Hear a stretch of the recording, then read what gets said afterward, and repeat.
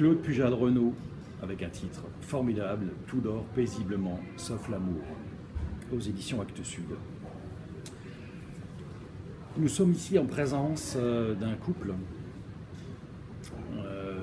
Lui est gouverneur pour le Danemark, dans les Antilles.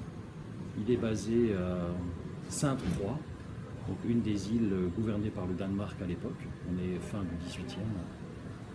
Elle, sa femme, pianiste. Et autant vous dire que jouer au piano sous les tropiques, c'est malheureusement très difficile, surtout à cette époque-là. Son mari a beau essayer de lui en trouver un, il peine beaucoup à y arriver. En fait, lui est chargé de faire comprendre aux autochtones planteurs de canne à sucre que l'esclavage maintenant c'est terminé et qu'il faut payer les gens lorsqu'ils travaillent pour eux. Donc tâche pas évidente, on imagine bien. Ce qui est vraiment formidable dans ce livre, c'est d'abord le style de Claude Pujade-Renaud.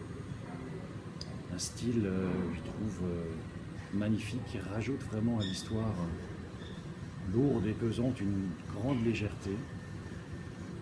Surtout que la femme était naguère la fiancée de Søren Kierkegaard.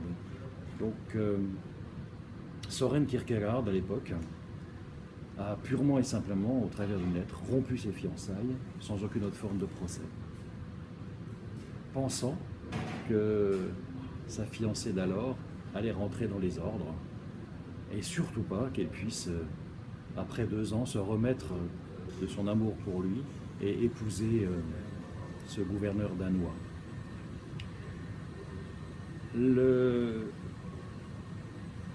L'auteur, en fait, essaye, au travers des œuvres de Søren Kierkegaard, de nous expliquer un peu quelle était sa vie à lui et comment il a pu en arriver à rompre ses fiançailles, par exemple, avec cette femme.